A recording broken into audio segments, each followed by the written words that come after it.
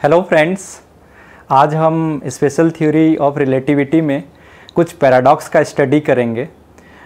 जब हम special theory of relativity का स्टडी करते हैं तो हमें पता चलता है कि जो हमारा स्पेस एंड टाइम है, अगर हम वन रेफरेंस फ्रेम से दूसरे रेफरेंस फ्रेम में जाते हैं तो वो इंटरकनेक्टिंग होती है। और ये रेफरेंस फ्रेम भी कैसा, स्पेशल थ्योरी ऑफ रिलेटिविटी में ये इनर्शियल रेफरेंस फ्रेम होता है।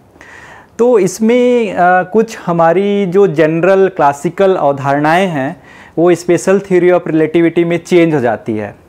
जैसे कि अगर हम रिलेटिविटी ऑफ साइमल्टेनिटी की बात करें, अगर दो सेपरेटेड इवेंट्स अगर किसी एक रेफरेंस फ्रेम में, एक इनर्शियल रेफरेंस फ्रेम में एक साथ घटित हो रही हैं, तो ये दो घटनाएं दूसरे रेफरेंस फ्रेम में अलग अलग समय पे घटित होती हैं। तो इसे हम रिलेटिविटी ऑफ साइमल्टेनिटी कहते हैं। इसी प्रकार से इसके बहुत सारे आउटकम हैं, जैसे कि शेप का चेंज होना, ओरिएंटेशन का चेंज होना। एक फ्रेम से जब दूसरे फ्रेम में एक्सटेंडेड बॉडी को देखा जाता है तो उसके ओरिएंटेशन में, उसके शेप में चेंजेस नज़र आती है। तो इस कारण से एक विरोधाभास कई बार उत्पन्न हो जाता है कुछ सिचुएशंस को लेकर। तो हम बेसिकली उसी का स्टडी करने वाले हैं। तो सबसे पहले हम कुछ एग्जाम्पल्स ले लेते हैं जिसमें ये जानें कि क्यों ये पैराडॉक्स जनरेट होती है। तो मैं कुछ बताना चाहूँगा।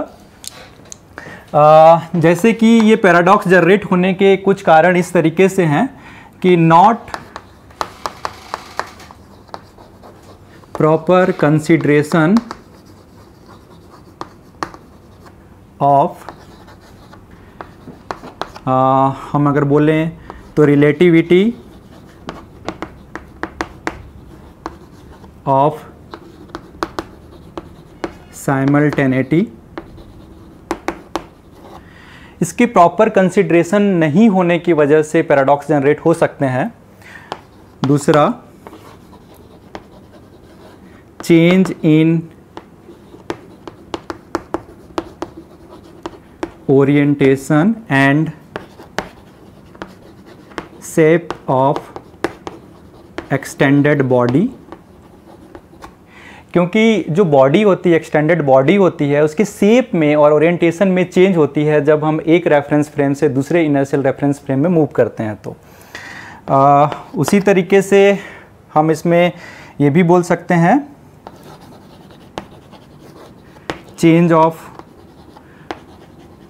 One reference frame to another reference frame. जब हमारा एक रेफरेंस फ्रेम से दूसरे रेफरेंस फ्रेम में जाते हैं तो उसको प्रॉपर कंसिडरेशन करना पड़ता है। अगर आप उसे प्रॉपर कंसिडरेशन नहीं किए तब भी विरोधाभास जनरेट हो सकता है। दूसरा,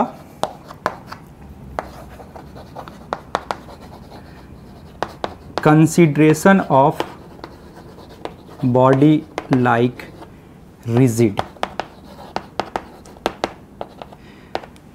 स्पेशल थ्योरी ऑफ रिलेटिविटी हमें ये सिखाता है कि कोई बॉडी रिजिड नहीं हो सकती। Rigid term special theory of relativity के लिए वैलिड टर्म नहीं है। तो इस तरीके से कुछ एग्जाम्पल्स होते हैं जिनके कारण हमें पैराडॉक्स जनरेट हो जाता है।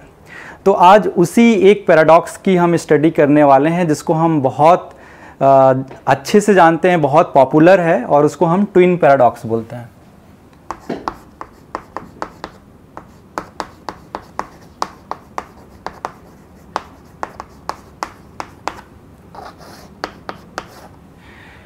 Twins paradox special theory of relativity का एक मोस्ट पॉपुलर पैराडॉक्स में से एक है। और इस पैराडॉक्स का स्टेटमेंट कुछ इस तरीके से होता है कि इसमें ट्विन्स होते हैं, मान लीजिए राम एंड श्याम, और राम अर्थ पे रहता है एंड श्याम स्पेसशिप में एक कांस्टेंट वेलोसिटी से ऊपर की ओर जाता है, और उसी स्पीड से वो नीचे की ओर आता है कुछ समय बाद। और वो लोग आपस में वार्तालाप जाने से पहले ही कुछ इस तरीके से करते हैं कि जब मैं वापस आऊँगा तो किसका एज कम होगा एंड किसका एज ज़्यादा होगा।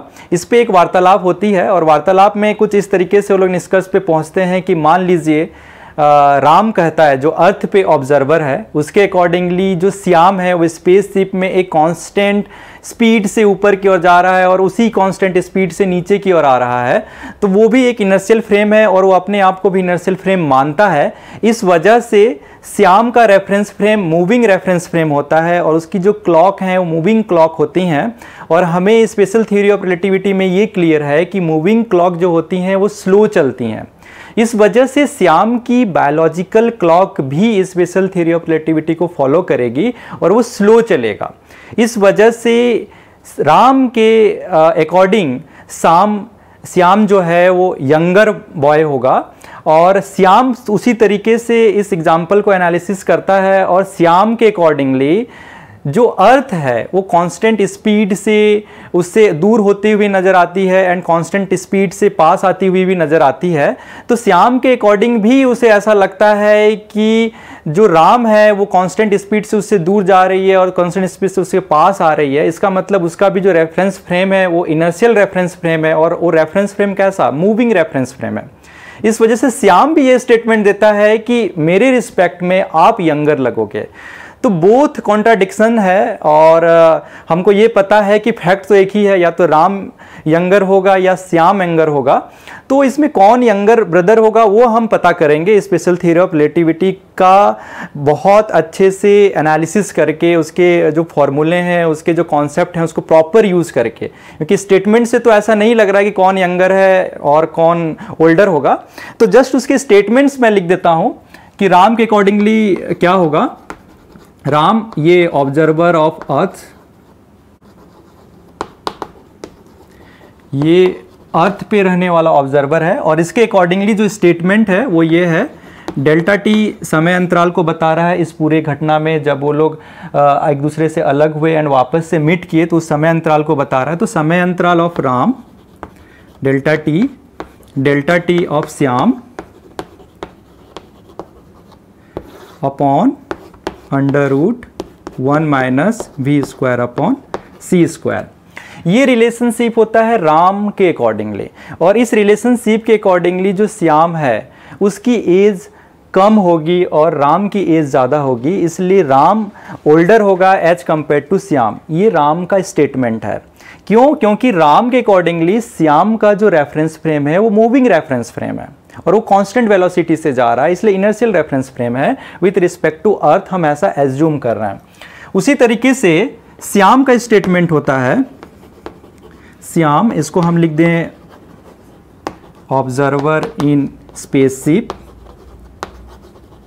ये बंदा स्पेसशिप में है और इसके अकॉर्डिंगली जो एज का डिस्क्रिप्शन है वो ये है,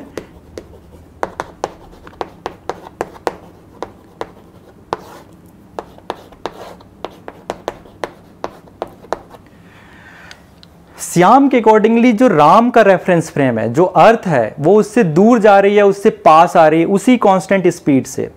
तो श्याम का कहना है कि आपका भी रेफरेंस फ्रेम तो मूविंग रेफरेंस फ्रेम है, मेरे रिस्पेक्ट में इनर्शियल रेफरेंस फ्रेम है और इस वजह से आपकी बायोलॉजिकल क्लॉक भी उसी के अकॉर्डिंगली डायलेटेड होगी, स्लो रन करेगी। तो इस हमारे बीच रिलेशनशिप इस तरीके से होगा। अब ये दोनों अलग अलग कॉन्ट्राडिक्शन स्टेटमेंट दे रहे हैं और लेकिन इसमें से ये फैक्ट है कि या तो ये सही होगा या फिर ये सही होगा। अब कौन सा सही होगा उसको हम अभी पता करेंगे प्रॉपर एनालिसिस करके स्पेशल थ्योरी ऑफ रिलेटिविटी का। Friends, special theory of relativity में चलिए ट्विन्स पैराडॉक्स की स्टडी करते हैं और जब हम ट्विन्स पैराडॉक्स की स्टडी कर रहे हैं तब उसकी हर एक्टिविटी को हम क्लोजली मॉनिटर करेंगे। तो मान लीजिए कि ये हमारा अर्थ है और इस अर्थ पे एक रेफरेंस फ्रेम हम सेट कर रहे हैं, ये एक्स एक्सिस इधर की और जेड एक्सिस और ये वाई एक्सिस है और यहाँ पे राम खड़ा है। मान लीजिए यहाँ पे राम इस तरीके से खड़ा है, ये राम है। राम की पोजीशन को हम x = 0 ले रहे हैं इस रेफरेंस फ्रेम के अकॉर्डिंगली और यहाँ से एक स्पेसशिप लेके श्याम एक कांस्टेंट वेलोसिटी v से ऊपर की ओर चला। लेकिन फ्रेंड्स, स्टार्टिंग में कोई स्पेसशिप कांस्टेंट वेलोसिटी से तो स्टार्ट नहीं हो सकती उसकी, क्योंकि स्पीड तो 0 होगी। उसके बाद वो कोई एक v स्पीड तक पहुँचेगा, उस समय तक कुछ एक एक्सेलरेशन रहेगा। उस एक्सेलरेशन को हम कुछ समय की जो एक्सेलरेशन है उसको हम डिस्कार्ड कर रहे हैं, उसके बाद की स्टडी कर रहे हैं, हम ऐसा इसमें कंसीडर कर रहे हैं। ऐसा क्यों कर रहे हैं? सो दैट कि हम स्पेशल थ्योरी ऑफ रिलेटिविटी में उसका स्टडी कर सकें। अदरवाइज इसको हम जनरल थ्योरी ऑफ रिलेटिविटी में स्टडी कर सकते हैं, लेकिन हम इसको स्पेशल थ्योरी ऑफ रिलेटिविटी में स्टडी करने के लिए हमको फ्रेम को इनर्शियल बनाना पड़ेगा। अगर फ्रेम को इनर्शियल बनाना है तो उसको हम एक्सेलरेटिंग फ्रेम नहीं ले सकते, जबकि स्टार्टिंग के कुछ समय के लिए फ्रेम एक्सेलरेटिंग होगा, उसके बाद एक कांस्टेंट v स्पीड अटेंड करने के बाद उसको कांस्टेंट वेलोसिटी से हम आगे की ओर प्रोपोगेट कर सकते हैं। तब तक के लिए जो समय है उसको हम नेग्लिजिबल समय मान रहे हैं, उसको डिस्कार्ड कर रहे हैं और उसके बाद की एनालिसिस कर रहे हैं। तो हमको क्या समझ में आया कि स्टार्टिंग के कुछ समय जब फ्रेम एक्सेलरेटिंग थी उस समय को हम यहां पे चर्चा नहीं कर रहे हैं, उसके आगे की चर्चा कर रहे हैं जब स्पेसशिप एक कांस्टेंट वेलोसिटी से जा रही है। तो मान लीजिए ये स्पेसशिप है और ये कांस्टेंट वेलोसिटी से आगे की ओर बढ़ रहा है। हम कांस्टेंट स्पीड भी मान लें, यहां पे कांस्टेंट स्पीड v से ये आगे की ओर बढ़ रहा है, ऊपर की ओर है, इसमें श्याम है, इस रेफरेंस फ्रेम में श्याम है। तो मान लीजिए इस रेफरेंस फ्रेम का एक नाम देते हैं और हम उसको कुछ इस तरीके से दे रहे हैं। मान लीजिए ये x डैश है, ये z डैश और इधर की ओर y डैश है। तो ये रेफरेंस फ्रेम एक कांस्टेंट स्पीड से ऊपर की ओर जाती है जिसमें श्याम है और एक डेफिनिट हाइट अटेंड करने के बाद रिटर्न बैक आती है श्याम। तो मान लीजिए कि ये वो डेफिनिट हाइट है विथ रिस्पेक्ट टू अर्थ और उसको हम लेते हैं dr। तो मैं इसको x इजिकल टू dr ले सकता हूं क्योंकि उसने x डिस्टेंस चला है श्याम ने, तो उस x डिस्टेंस के लिए dr है। अब ये क्या करता है श्याम, यहां पे रिटर्न होता है अर्थ की ओर। तो रिटर्न होने पे भी एक एक्सेलरेशन डेवलप होगा क्योंकि स्पीड भले ही सेम हो सकती है, लेकिन जैसे ही उसने टर्न किया तो टर्न करने से एक एक्सेलरेशन डेवलप होगा। तो उस समय को भी हम बहुत नेग्लिजिबल मानते हैं और राम की घड़ी के अनुसार हम ये मान रहे हैं कि t इजिकल टू 0 समय पे उसने टर्न ले लिया। अब जब टर्न ले लिया तो यहां पे क्या होगा, आप देखिए कि ये कैसा वापस से अर्थ की ओर आने लगेगा। तो मान लीजिए ये इस तरीके से वापस से अर्थ की ओर आ रहा है एक कांस्टेंट स्पीड v से। लेकिन फ्रेंड्स यहाँ पे ये जो रेफरेंस फ्रेम था ऊपर की ओर जा रहा था, यहाँ पे रेफरेंस फ्रेम नीचे की ओर आ रहा है। इसका मतलब ये रेफरेंस फ्रेम और ये रेफरेंस फ्रेम आपस में सेम नहीं है, बिकॉज एक रेफरेंस फ्रेम ऊपर जा रहा था और ये वाला जो रेफरेंस फ्रेम है वो नीचे की ओर आ रहा है। तो विथ रिस्पेक्ट टू अर्थ ये दोनों रेफरेंस फ्रेम आपस में सेम नहीं है। तो मैं इसको एक अलग नाम दे रहा हूं। तो मान लीजिए मैंने इसको एक नाम दिया x डबल डैश, इधर की ओर मैंने सपोज इसका नाम देता हूं z डबल डैश और इधर की ओर y डबल डैश। तो बेसिकली मैंने यहाँ पे 3 रेफरेंस फ्रेम कंसीडर किए हैं इस पूरे सिनारियो को, इस पूरे पैराडॉक्स को समझने के लिए। पहला रेफरेंस फ्रेम राम का है जो कि कभी भी मोशन के समय चेंज नहीं हो रहा है, जबकि श्याम का रेफरेंस फ्रेम, इसको मान लीजिए इस रेफरेंस फ्रेम को हम S बोलते हैं, इसको हम S डैश बोलते हैं और इसको हम S डबल डैश बोलते हैं। तो जो श्याम का रेफरेंस फ्रेम है जब ये ऊपर की ओर जा रहा था, स्पेस में जब जा रहा था, आउटबोर्ड इसकी जब जर्नी थी, तब इसका S डैश रेफरेंस फ्रेम था। लेकिन जब वो dr डिस्टेंस अटेंड करता है और वहां से जब वो अर्थ की ओर वापस आने लगता है तो उस समय उसका रेफरेंस फ्रेम S डैश नहीं रह जाता, S डबल डैश रह जाता है। तो इस पूरी घटना को हम मैथमेटिकली भी एनालिसिस कर सकते हैं और मिन्कोस्की डायग्राम में भी हम इसको रिप्रेजेंट करके इसकी एनालिसिस कर सकते हैं। तो सबसे पहले हम इसको मैथमेटिकली एनालिसिस करते हैं राम के रेफरेंस फ्रेम के अकॉर्डिंगली, देन हम श्याम के रेफरेंस फ्रेम के अकॉर्डिंगली इसको एनालिसिस करेंगे। तो हम सबसे पहले इसको रेफरेंस फ्रेम राम के अकॉर्डिंगली एनालिसिस कर रहे हैं। तो यहां पर लिख रहा हूं राम्स रेफरेंस फ्रेम। तो राम के रेफरेंस फ्रेम के अकॉर्डिंगली हम इनका एज पता करना चाहते हैं, टाइम इंटरवल्स पता करने चाहते हैं। तो सबसे पहले आप देखिए कि राम के रेफरेंस फ्रेम के अकॉर्डिंगली जो स्पेसशिप था dr डिस्टेंस अटेंड किया एंड dr डिस्टेंस अटेंड करने के बाद फिर अगेन dr डिस्टेंस अटेंड किया। इसका मतलब जो समय अंतराल होगा डेल्टा t राम ने जो कैलकुलेट किया वो होगा dr बाई v, मतलब अर्थ से स्पेस के किसी पॉइंट तक जाने के लिए, मान लीजिए इस पॉइंट का नाम मैं ए देता हूं और इसका नाम मैं ओ देता हूं, तो ओ से ए के जाने के लिए जो समय लगा वो है dr/v, एंड ए से लेकर ओ तक आने में जो समय लगेगा वो भी dr/v होगा, क्योंकि स्पीड दोनों ही केस में सेम है, डिस्टेंस दोनों ही केस में सेम है, इसलिए ये जो डेल्टा टी होगा वो निकल के हमारे पास आया 2dr/v। और यही तो राम की एज होगी उस समय। अगर हम जिस समय स्पेसशिप चालू किया अपना अर्थ से ऊपर की ओर उड़ने के लिए, स्पेस में जाने के लिए, उस समय का अगर हम t = अगर हम 0 लें तो उस समय की घटना के बारे में बात करें, और ये डेल्टा टी उसके बाद का समय अंतराल है, मतलब पूरा जर्नी का समय अंतराल है, तो वो क्या होगा, राम का एज ही तो होगा। तो हम लिख सकते हैं age of Ram is equal to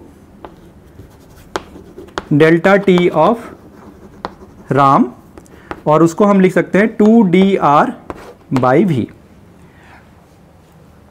इसमें एक चीज और समझने वाली बात है कि जब राम से दूर जा रहा था श्याम, जब वो एसडेस फ्रेम में था, तो ये कांस्टेंट स्पीड से जा रहा है, तो उस समय जो समय अंतराल होगा, वो बहुत एज कंपेयर टू राम के समय अंतराल से कम होगा, और उसका जो फैक्टर होगा वो कौन सा होगा, √1 - β²। तो हम ये लिख सकते हैं कि डेल्टा टी श्याम, हम इसी इवेंट्स को देखें, जब dr/v था तो ये अब कितना से मल्टीप्लाई हो जाएगा, dr/v मल्टीप्लाइड बाई 1 - β²। क्यों? क्योंकि ये समय अंतराल उतना कम हो जाएगा, क्योंकि मूविंग क्लॉक जो होती हैं वो स्लो रन करती हैं। स्लो रन करने की वजह से इसमें जो फैक्टर का मल्टीप्लिकेशन होगा 1 - β², जहां बीटा की वैल्यू है v/c।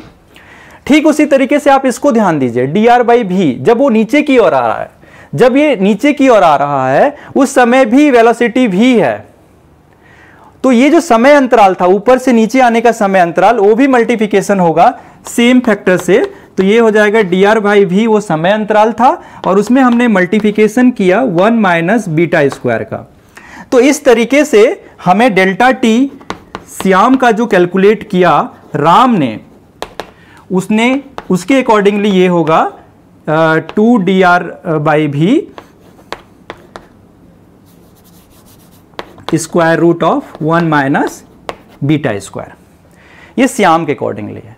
श्याम का राम ने कैलकुलेट किया है कि डेल्टा टाइम इंटरवल इतना होगा, और यही उसकी एज होगी। किसकी एज होगी? ये एज होगी एज ऑफ श्याम। तो एज ऑफ श्याम जो हमने कैलकुलेट किया वो होगा 2dr/v √1 - β²। तो फ्रेंड्स, इस तरीके से हम इसमें देख सकते हैं, इसको मैं AR नाम दे रहा हूं और इसको मैं AS नाम देता हूं। तो जो AR की वैल्यू है वो ज्यादा है एज कंपेयर टू AS के। तो हम ये देख रहे हैं यहां पे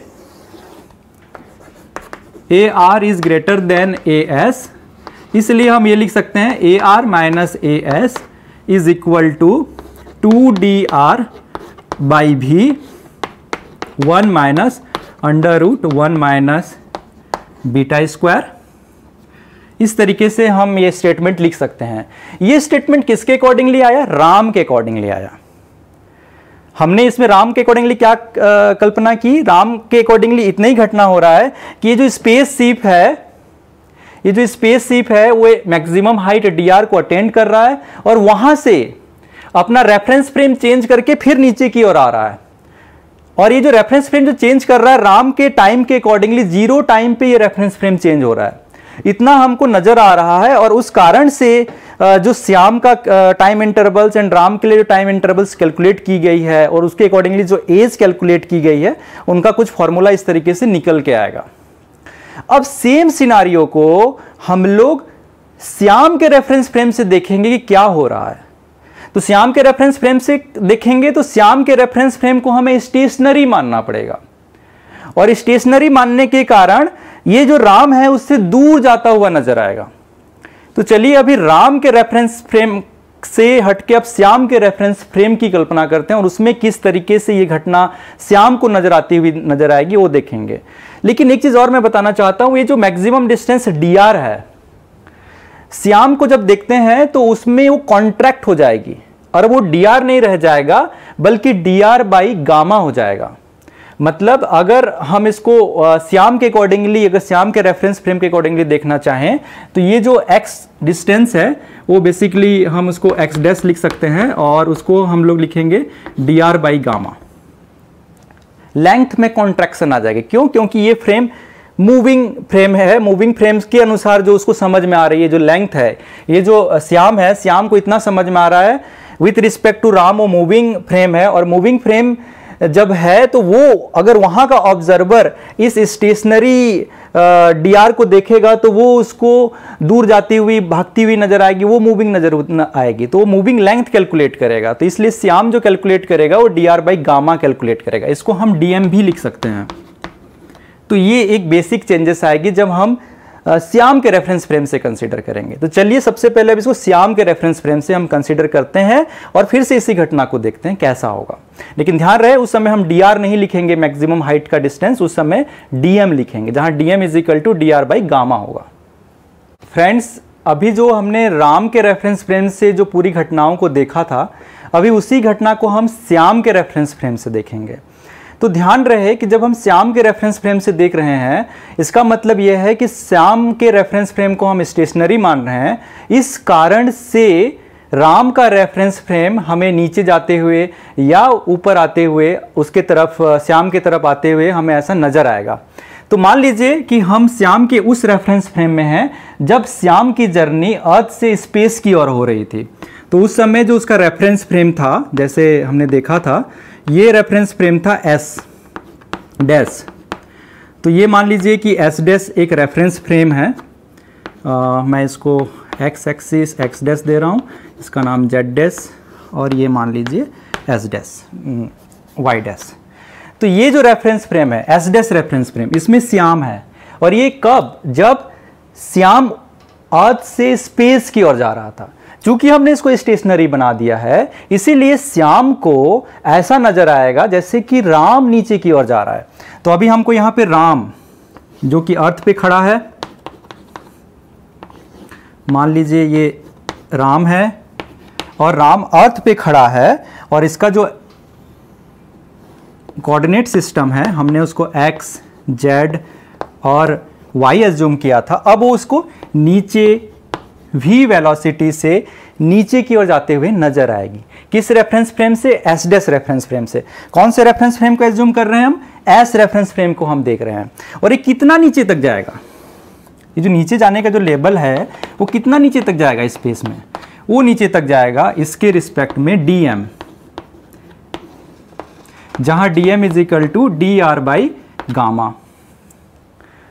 याद करिए उस इवेंट को जब श्याम ने अपना रेफरेंस फ्रेम चेंज किया था, तब उसने चेंज करके S से S डैश में चला गया था, तब वो नीचे की ओर आ रहा था।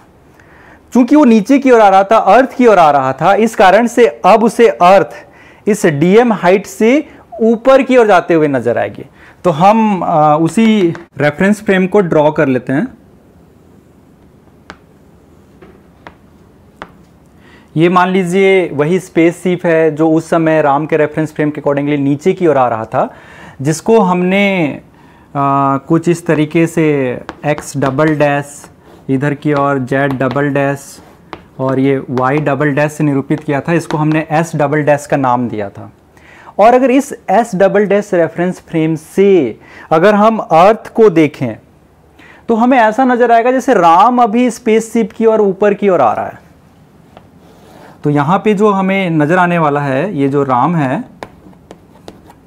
ये राम जो कि S फ्रेम में है, हम यहाँ पे जो फ्रेम कंसीडर कर रहे हैं ये मान लीजिए y एक्सिस है, ये x एक्सिस है और ये z एक्सिस है, इसमें राम है। और ये राम अभी ऊपर की ओर हमें नज़र आते हुए नज़र आएगा v स्पीड से।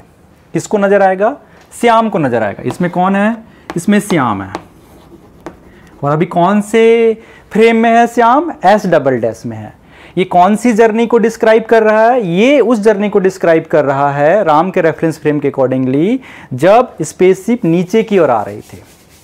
और ये किसको डिस्क्राइब कर रहा है राम के रेफरेंस फ्रेम के अकॉर्डिंगली? राम के रेफरेंस फ्रेम के अकॉर्डिंगली ये उस जर्नी को डिस्क्राइब कर रहा है जब स्पेसशिप ऊपर की ओर जा रही थी।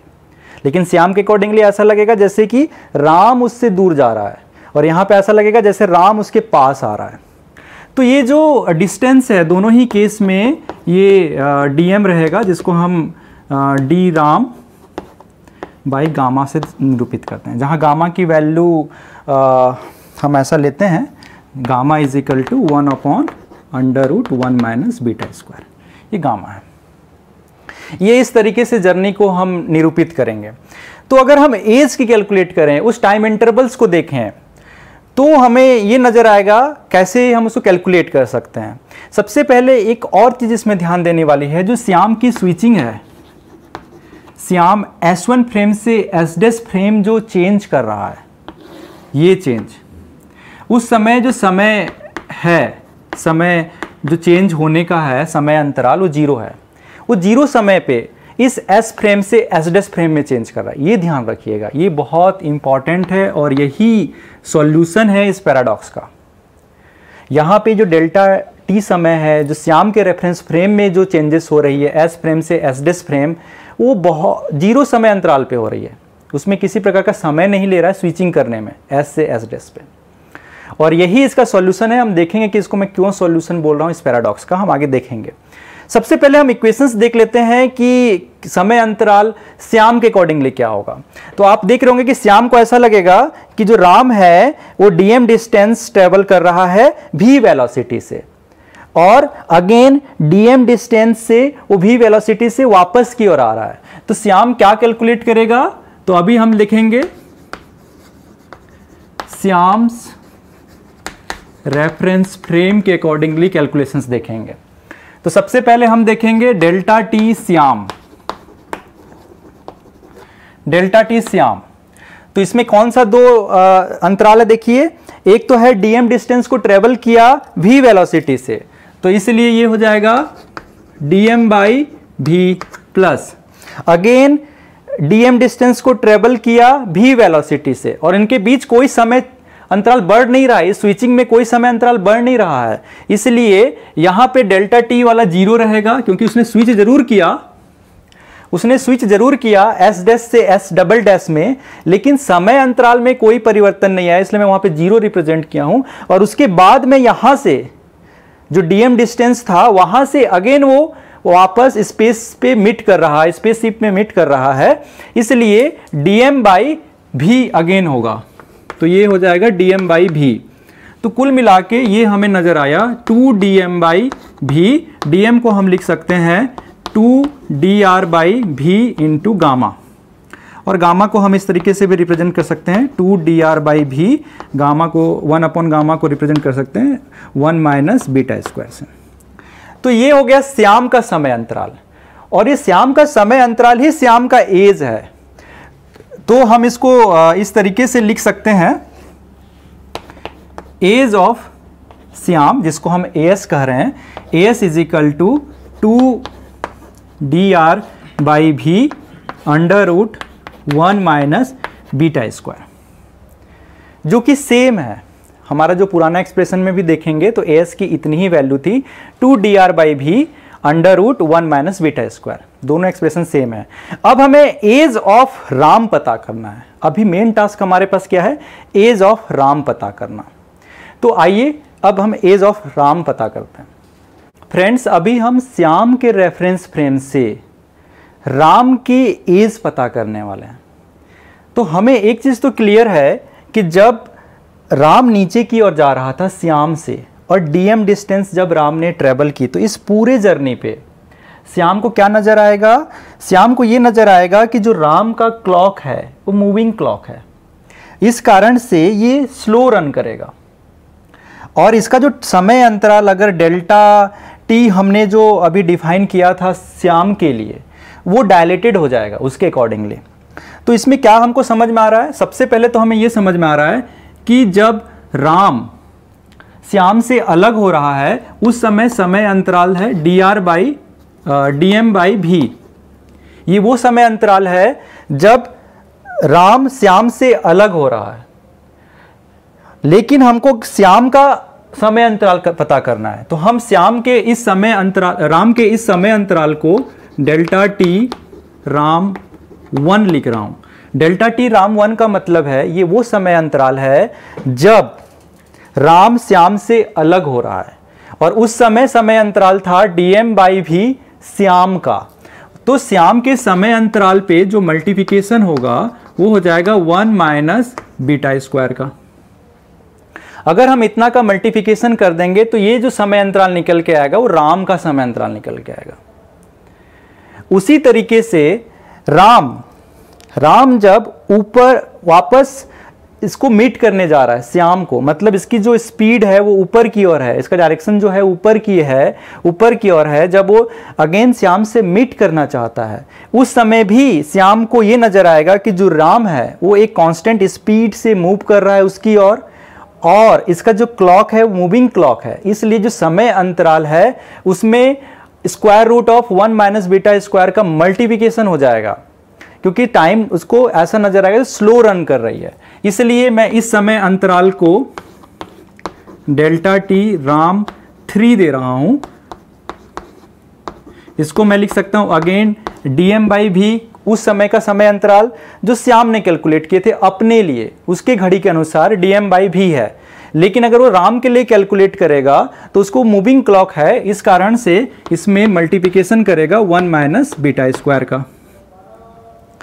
ये राम 1 मतलब ये समय अंतराल यहां 2 इवेंट्स के लिए तो मैंने बता दे। इसमें एक और इवेंट है, इस इवेंट में यही इंटरेस्टिंग इवेंट है कि delta T is equal to 0। जब श्याम ने अपना समय, अपना जो रेफरेंस फ्रेम है उसको एस डैश से एस डबल डैश में चेंज किया था, उस समय एक समय अंतराल निकल के आएगी डेल्टा टी राम 2। बेसिकली यही हमें फाइंड आउट करना है कि ये कितना होगा।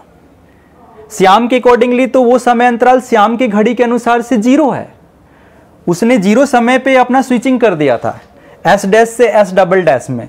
लेकिन इस 0 समय पे जब उसने स्विचिंग किया था तो उस समय राम के समय अंतराल भी क्या 0 था? क्या उतना ही इफेक्ट था? उसका समय अंतराल भी उसको 0 कैलकुलेट करेगा कि कुछ और कैलकुलेट करेगा? अभी हम बेसिकली वही देखेंगे। तो अभी हम देखते हैं एक एक्सप्रेशन, हमें यह पता है कि इस रेफरेंस फ्रेम के अकॉर्डिंगली अगर मैं यहां जब राम dm हाइट पे होता है, अगर उस समय का समय अंतराल लिखना चाहूं, उस समय को रिप्रेजेंट करना चाहूं, तो मैं उसको कैसे रिप्रेजेंट करूंगा? हम यहां पे रिलेशनशिप देख रहे हैं, relationship between s and s dash. तब हम उसको इस तरीके से लिख सकते हैं t ऑफ राम गामा, वो डिस्टेंस, बेसिकली इसमें क्या होगा t ऑफ श्याम। मान लीजिए ये श्याम का घड़ी है, जब ये स्विच करना चाह रहा है, यहां पे ये स्विचिंग का समय, तो इसको मान लेते हैं t ऑफ श्याम। तो t of Shyam minus this minus v upon C square X. यहां से कितने डिस्टेंस पे है राम? dm डिस्टेंस पे है, तो ये हो जाएगा dm। तो मान लीजिए ये राम 1 लिख रहा हूं मैं यहां पे। बेसिकली ये राम 1 लिखने का मतलब ये है कि जब श्याम एस डैश से एस डबल डैश में स्विच कर रहा था, तब श्याम के घड़ी के अनुसार उस समय जो टाइम था टी श्याम था। तो ये टी श्याम, यहां भी टी श्याम रहेगा, यहां भी टी श्याम रहेगा। मैं यहां पे देखना चाहता हूं कि राम के घड़ी के अनुसार क्या बज रहा था। तो राम के घड़ी के अनुसार मैं देखूंगा कि T Ram is equal to T Ram 1 मैंने यहां पे रिप्रेजेंट किया है, तो टी राम के लिए एक्सप्रेशन कुछ इस तरीके से निकल के आएगा। ये एक्सप्रेशन क्या बताता है? ये एक्सप्रेशन बेसिकली क्या है? X dash is equal to gamma X minus V upon C square into X, जो लॉरेंज ट्रांसफॉर्मेशन है, बेसिकली ये वही है। अब अगर मैं यहां के लिए लॉरेंज ट्रांसफॉर्मेशन लिखूं इसी समय के लिए, तो उस समय अभी मेरे पास क्या हो जाएगा? Relationship between S double dash and S. अगर मैं इनके बीच रिलेशनशिप लिखूं तो मुझे नजर आएगा T Ram 2 gamma T Shyam V by C D M. क्यों? क्योंकि अभी जो वेलोसिटी का डायरेक्शन है वो चेंज हो गया है, अभी वो ऊपर की ओर आ रहा है, इसलिए यहाँ पे माइनस भी हो जाएगा, इसलिए plus V by C square. DM distance पे अभी भी है, इसका जो इस रेफरेंस फ्रेम में जो x है वो है अभी dm, इसलिए यहाँ पे dm से रिप्रेजेंट किया है। टाइम जो है t श्याम है तो t श्याम से रिप्रेजेंट किया गया है। और यहाँ पे जो घड़ी है राम की जो घड़ी है वो अभी t राम 2 है, उसके घड़ी के अकॉर्डिंगली जो समय है वो t राम 2 है। तो मुझे क्या समझ में आ रहा है? मुझे ये समझ में आ रहा है कि जब श्याम S से S डैश में 0 समय अंतराल पे अपना रेफरेंस फ्रेम स्विच करता है तो राम के एज में कुछ चेंजेस आती है। और राम के एज में क्या चेंजेस आ रही है? ये दोनों फैक्टर तो सेम है, लेकिन एक माइनस में एक प्लस में है। इस कारण से इतने से इसकी जो एज है उसमें वृद्धि हो जाती है, अचानक से जंप। राम के एज में वृद्धि हो गई। यहां पे तो यहां पे 0 समय अंतराल है, लेकिन अगर आप राम के एज की बात करें तो राम का एज में वृद्धि हो गई है। राम के एज में कितना वृद्धि हुई है? तो राम के एज में जो वृद्धि हुई है, जिसको हम लिख रहे हैं डेल्टा टी राम 2, इसको अगर मैं लिखूं तो ये जो वृद्धि हुई गामा, इसके साथ मल्टीप्लिकेशन कर दीजिए, इसके साथ मल्टीप्लिकेशन कर दीजिए, तो ये हो जाएगा T Ram 2 minus T Ram 1, ये वृद्धि हुई है। और अगर इस वृद्धि को हम लिखना चाहें, स्विचिंग के कारण जो वृद्धि हुई है राम के एज में, अगर हम उसको लिखना चाहें तो उसकी जो वैल्यू निकल के आएगी, उसकी वैल्यू कुछ इस प्रकार से होगी।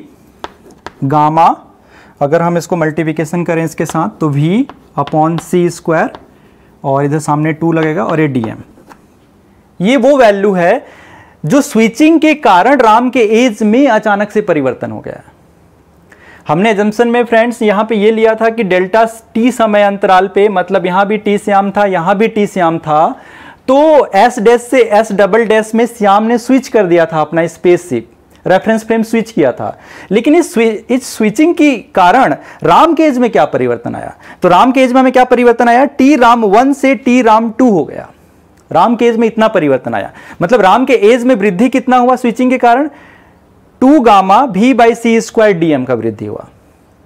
तो इस तरीके से राम में जो डेल्टा टी राम जो हम निकालने वाले हैं वो बेसिकली क्या होगा? इसका दिस प्लस दिस, ये तीनों जब ऐड हो जाएंगे तो डेल्टा टी राम बनाएंगे। मतलब श्याम के रेफरेंस फ्रेम के अकॉर्डिंगली राम का डेल्टा टी हमें पता चल जाएगा, टाइम इंटरवल पता चल जाएगा इस पूरे जर्नी में। तो चलिए अभी उसको कैलकुलेट करते हैं। तो फ्रेंड्स, इसका जो डेल्टा टी राम होगा श्याम के accordingly, that is summation of delta T Ram 1, मतलब dm by v under root 1 minus beta square plus this, तो ये दोनों तो सेम है इसलिए चलिए लिख लेते हैं, dm by v under root 1 minus beta square, and ये वाला जो स्विचिंग के कारण से डेल्टा टाइम इंटरवल्स आया था ये, तो ये हो जाएगा 2 gamma v by C square dm। dm का मतलब है dr बाई गामा, तो जब यहाँ पे आप dr बाई गामा रखेंगे तो ये 1 माइनस बीटा स्क्वायर हो जाएगा, और dr बाई v ये वाला टर्म आ जाएगा, तो ये 2 dr by v 1 minus beta square. और यहाँ पे आप देख पा रहे हैं कि ये dr बाई गामा, तो ये हट जाएगा, यहाँ से निकल आएगा, ये dr बाई गामा से dr by gamma cancel out हो जाएंगे, तो ये टर्म्स कैंसल आउट हो जाएगा। तो कुल मिला के यहाँ पे जो वैल्यू मिलने वाली है जब आप इसको सॉल्व करेंगे तो ये वैल्यू मिलने वाली है 2 dr बाई v। तो ये समय अंतराल आपको याद होगा कि ये वही समय अंतराल है जो राम के समय, राम के रेफरेंस फ्रेम से हमें मिली थी, और ये समय अंतराल को हम ए राम या ए आर के नाम से रिप्रेजेंट करते हैं। तो ये ए आर उतना ही है जितना राम के समय था, ए एस भी उतना ही है जितना राम के समय था, और वो कितना है 2 dr by v under root 1 minus beta square. तो दोनों ही रेफरेंस फ्रेम से हमें ये क्लियर नज़र आ रहा है कि जो राम का है वो ज़्यादा एज होगा एज कंपेयर टू श्याम के, और जो श्याम होगा जो स्पेसशिप में ट्रेवल किया है वो बंदा यंगर होगा एज कंपेयर टू राम के। तो इसमें किसी प्रकार का पैराडॉक्स नहीं है।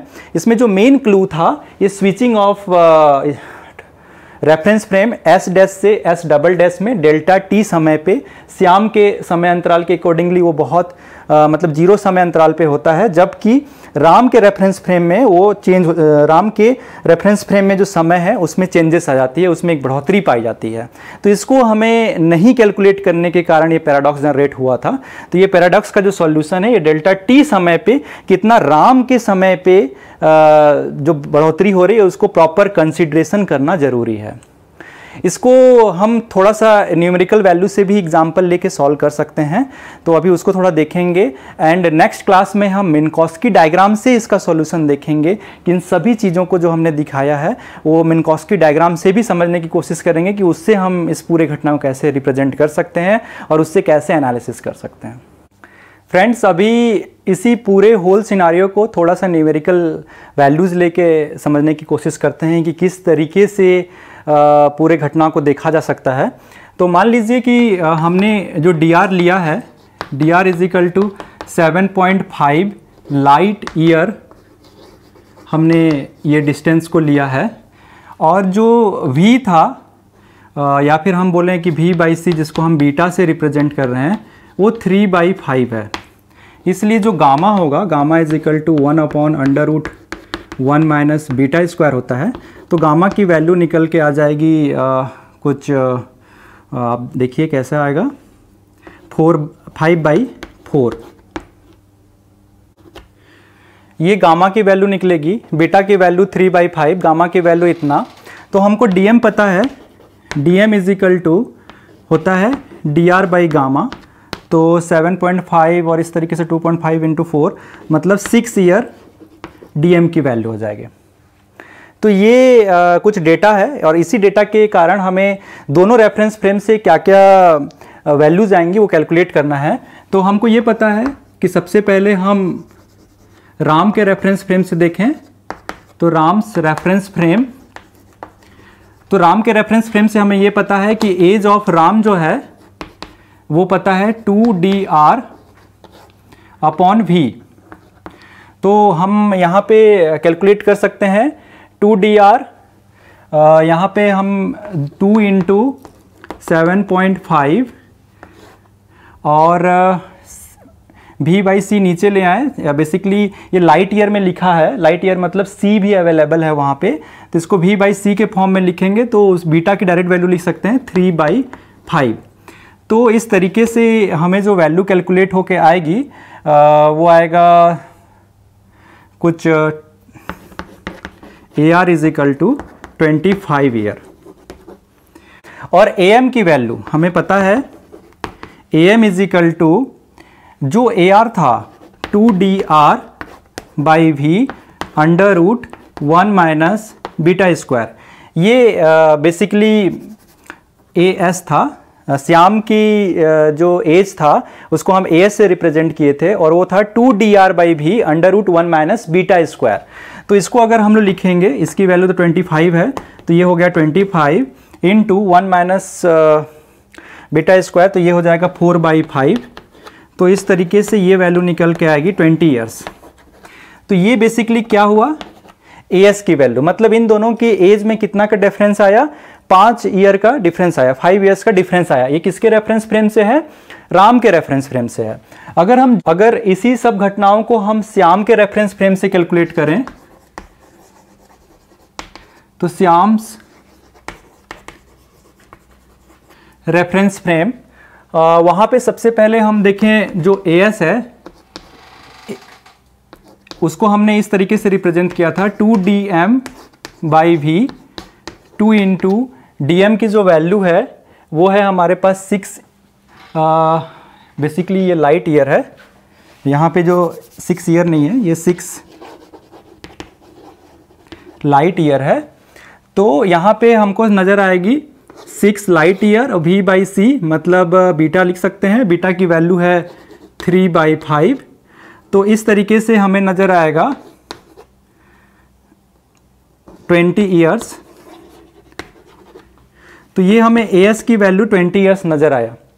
आपको याद होगा कि मैंने 3 अलग अलग स्टेज में टाइम इंटरवल्स निकाला था राम के लिए, तो मैं उसी फैशन में लिखना चाहता हूँ सो दैट कि आपकी अंडरस्टैंडिंग बढ़ सके। तो हमने सबसे पहले देखा था डेल्टा टी राम 1, उसको हमने रिप्रेजेंट किया था 2dm/v √1 माइनस बीटा स्क्वायर, ये 2 नहीं था, dm/v √1 माइनस बीटा स्क्वायर। तो dm/v की वैल्यू हम देख सकते हैं कि ये 10 ईयर्स होगी, तो ये हो गया 10 ईयर्स, और इसमें मल्टीप्लिकेशन करेंगे √1 माइनस बीटा स्क्वायर का। 1 माइनस बीटा स्क्वायर हम यहाँ से ले सकते हैं, तो इसकी वैल्यू आएगी 4/5, मतलब 8 ईयर्स। उसके बाद हमने देखा था डेल्टा टी राम 3, और जो कि अगेन यही वैल्यू के बराबर थी, इसलिए इसको भी हम 8 ईयर्स लिख सकते हैं। तो delta T Ram 1 and delta T Ram 3 दोनों की वैल्यू सेम रहेगी, 8 years. What about delta T Ram 2? तो डेल्टा टी राम 2 की जो वैल्यू थी वो हमने देखा था 2dm/v c square into gamma. तो यहाँ पे हम इसकी वैल्यू लिख सकते हैं 2 इंटू 6 इंटू गामा की वैल्यू है 5/4, तो यहाँ पे मैं 5/4 लिख रहा हूँ। और बीटा की जो वैल्यू है v/c मतलब बीटा की वैल्यू वहाँ से हम देख पा रहे हैं 3/5।